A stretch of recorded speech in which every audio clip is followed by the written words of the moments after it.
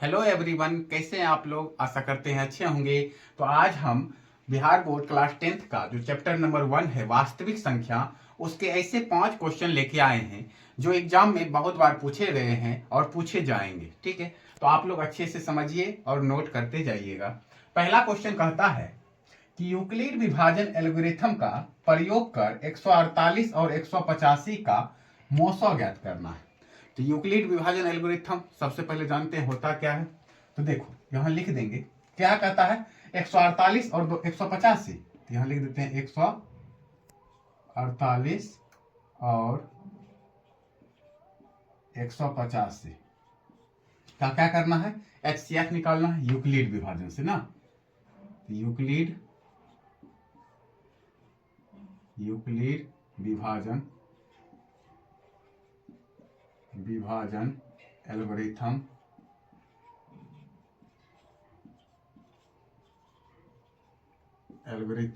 क्या होता है, ए बराबर बी क्यू प्लस आर, यही होता है। बस ये याद रखिएगा, इसी पर बनेगा।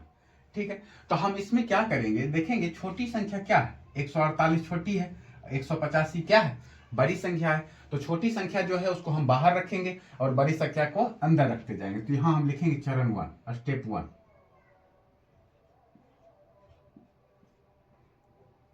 अच्छे से जितना सजा सजा क्या, सब्जेक्टिव क्वेश्चन में यही होता है कि जितना आप सजा सजा के लिखिएगा उतना आपको नंबर मिलेगा। राइटिंग पर भी नंबर मिलता है। ठीक है, अगर आप राइटिंग ठीक से नहीं लिखे तो 5 नंबर का क्वेश्चन है, तो 5 नंबर के बदले आपको 3 नंबर 4 नंबर मिलेगा। ठीक, चरण हुआ। तो कैसे बनाएंगे, तो देखिए, तो ए बराबर बी क्यू प्लस आर। तो पहला भाग करते हैं, छोटा को बाहर रखेंगे, बाहर हो गया, और अंदर 12। कितना बार लग जाएगा, एक बार। 148, फिर पैसा लगा तो 15, 15 में 8 गया 7, यहाँ हमारा बच गया 7, 7 में 4 गया 3, ये हो गया कैंसिल। ठीक, अब स्टेप 1 में क्या आया, तो देखो ए बराबर है ना, ए बराबर बी क्यू प्लस आर। तो ए हमारा क्या है, ये हो गया ए, ये हो गया हमारा बी, और ये हमारा हो गया क्यू, और ये शेषफल बचा है ये हो गया हमारा आर। ठीक है, यहां लिखेंगे ए बराबर, ए का मान कितना 85, 85 बराबर बी क्यू,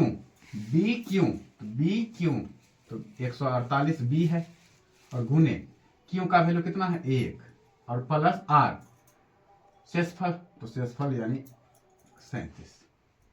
स्टेप 1 में इतना लिख दिए। अब स्टेप 2 में आते हैं, चरण 2, चरण 2। जितना था जब तक लगाते रहेंगे जब तक कि लास्ट में जीरो ना आ जाए।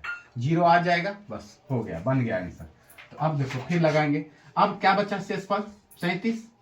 अब देखो 37 छोटा है और 148 बड़ा है, तो फिर 37 को बाहर निकालेंगे। क्या बताए, जो छोटा होता है ना उसको बाहर निकालते हैं, 148 उसको अंदर लिखते हैं। अब फिर कितना बार लग जाएगा, 4 बार।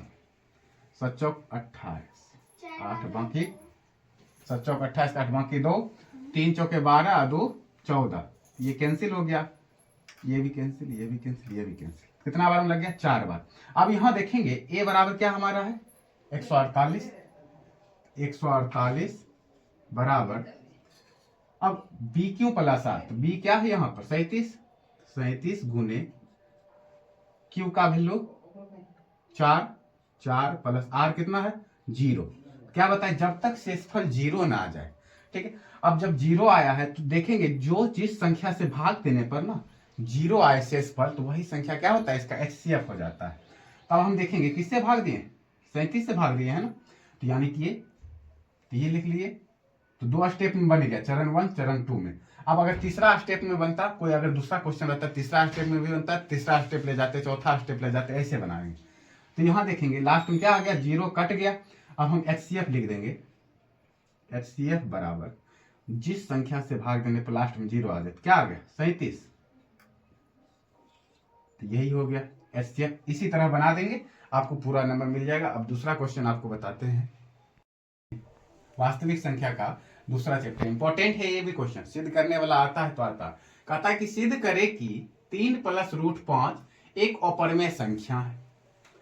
तो जब भी ऐसा क्वेश्चन रहे, बोल रहा है कि अपरिमेय संख्या है, अपरिमेय संख्या है, तो हम क्या करेंगे, इसमें मान लेंगे परिमेय संख्या है, और अगर परिमेय संख्या रहता तो मान लेते हैं अपरिमेय संख्या। ठीक, यहाँ पर सबसे पहले हम क्या करते हैं, यहाँ लिख देंगे हल। बोले ना, जितना सजा के लिखिएगा उतना नंबर मिले। तो माना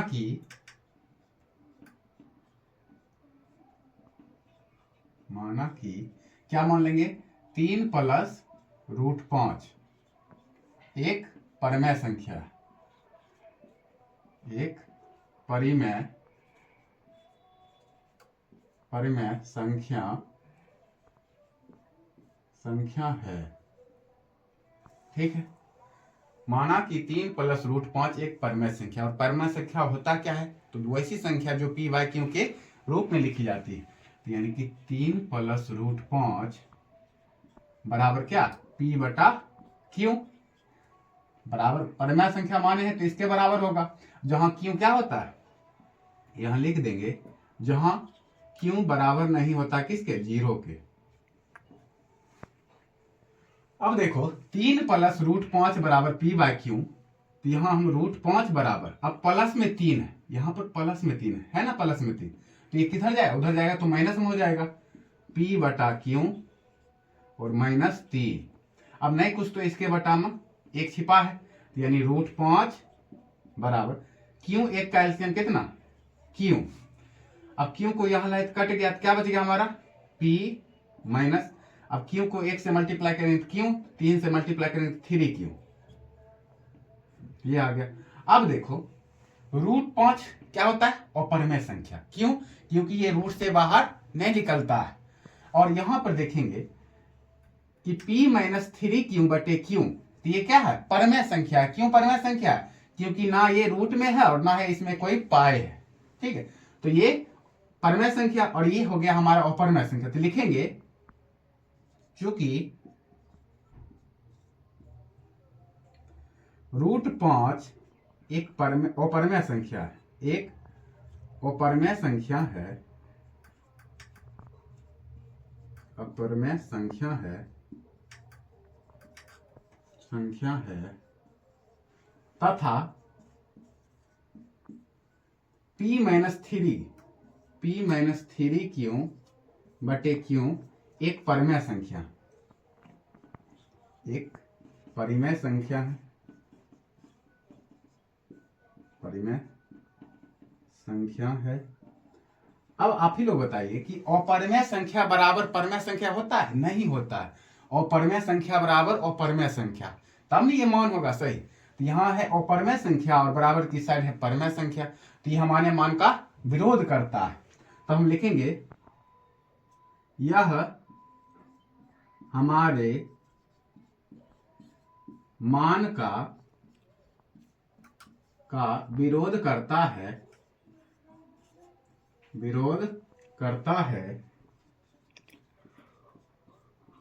है। क्या माने थे कि 3 प्लस रूट 5 एक परिमेय संख्या, कि 3 प्लस रूट 5 एक परिमेय संख्या है, परिमेय संख्या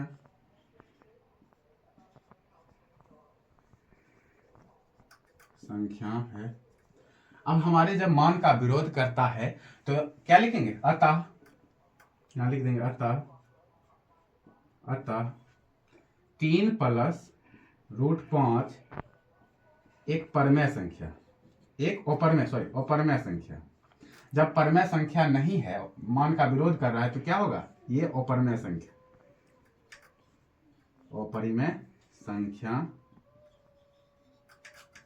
है। ठीक है, तो इसी तरह से क्वेश्चन बनाएंगे, और जैसे हम लिखे हैं ना, इसी तरह से अगर आप लिखिएगा तो पूरा नंबर मिलेगा। अब तीसरा क्वेश्चन समझिए। तो फिर देखिए, अब तीसरा क्वेश्चन हम आपको बताते हैं। तीसरा क्वेश्चन कहता है कि HCF 306, 657 बराबर 9 दिया है, एलसीएम 306, 657 ज्ञात करना है। तो ऐसा क्वेश्चन बहुत रहता है, ठीक रहेगा कि दो संख्याओं का गुणनफल इतना दिया है, तो HCF या LCM ज्ञात करें। ठीक, तो क्या याद रखना है कि दो संख्याओं का गुणनफल, दो संख्याओं का गुणनफल क्या होता है, HCF गुने LCM। तो ये याद रखिएगा, इसी पर ये क्वेश्चन बन जाएगा। तो हम देखेंगे दो संख्या यहां पर दिया है 306 और 657। तो लिख देंगे पहली संख्या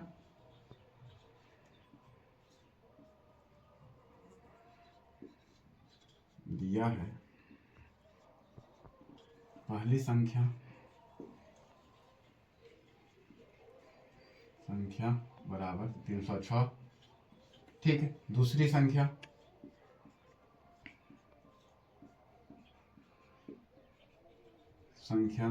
बराबर 657 और HCF दिया है 9। यहां लिख देते हैं HCF बराबर 9। तो क्या बताए कि दो संख्याओं का गुणनफल बराबर होता है HCF गुने LCM। तो उसी वैसे लिखेंगे, तो लिखेंगे दो संख्याओं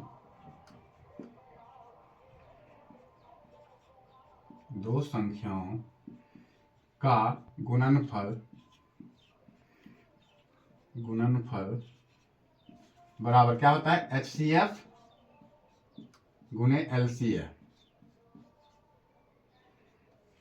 ठीक है, अब दो संख्या क्या है, 306 गुने 657, 306 गुने 657 बराबर HCF कितना है, 9 है। LCM दिया है, नहीं दिया है, तो LCM को वैसे वैसे लिख देते हैं। अब 9 जो गुणम है, बराबर किस साइड लाएंगे तो बटा में हो जाएगा, यानी 306 गुना 657 और बटे कितना हो गया 9 बराबर, ये हमारा क्या बच गया इस साइड LCM।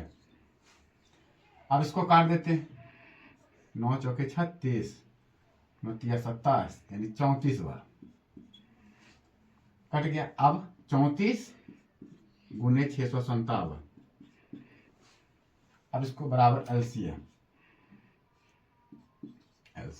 अब इसको मल्टीप्लाई कर देते हैं, 657 34 को मल्टीप्लाई करेंगे, 7 चौक 28, 8 बाकी 2, 5 चौक 20, 2 22, 2 बाकी 2, 6 चौक 24, 24 2 26, 7 21 1 बाकी 2, 5 15, 15 16 17 7 बाकी 1, 6 18 1 19, 8 2 1 3, 7 6 13 3 बाकी 1, 11 11 12 2 बाकी 1 1 1 2, 1 और 1 2, 22, यानी कि 22,338।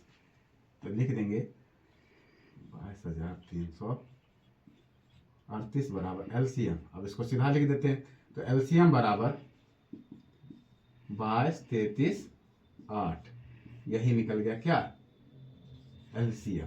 तो इसी तरह से बनाएंगे, भले यहां पर एग्जाम में डिजिट दूसरा दिया है, संख्या दूसरा दिया है, लेकिन बनेगा इसी टाइप। बस ये याद रखना है सबसे इंपॉर्टेंट कि दो संख्याओं का गुणनफल क्या होता है, HCF गुने LCM होता है। अब चौथा क्वेश्चन बताते हैं आपको। तो देखिए आप चौथा क्वेश्चन क्या कह रहा है कि बिना लंबी विभाजन प्रक्रिया किए बताइए कि 15/1600 का दशमलव प्रसार शांत है या अशांत। तो क्या दिया है 15/1600 ना, तो यहां लिख देंगे दिया है 15/1600। अब ऐसा जब भी क्वेश्चन रहे पूछे दशमलव प्रसार शांत है या अशांत आवृत्ति का, तो देखो ये ऊपर वाला क्या है, अंश होता है, और नीचे वाला हर।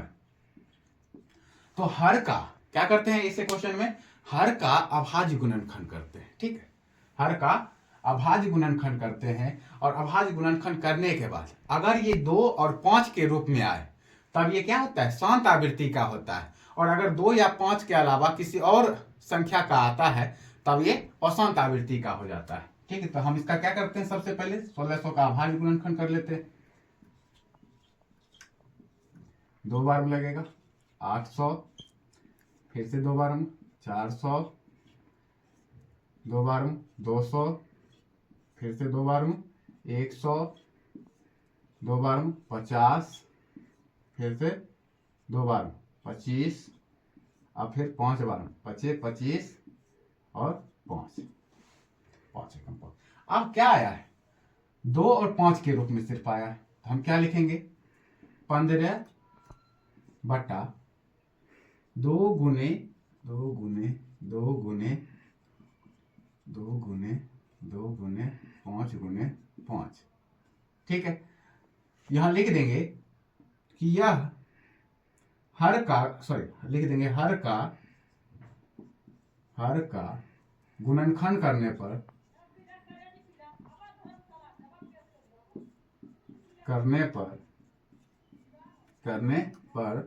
2 और 5 के रूप में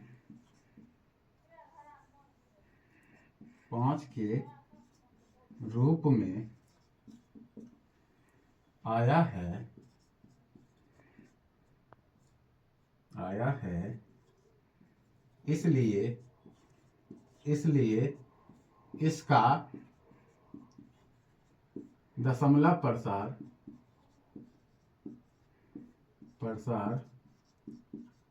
शांत आवृत्ति का होगा।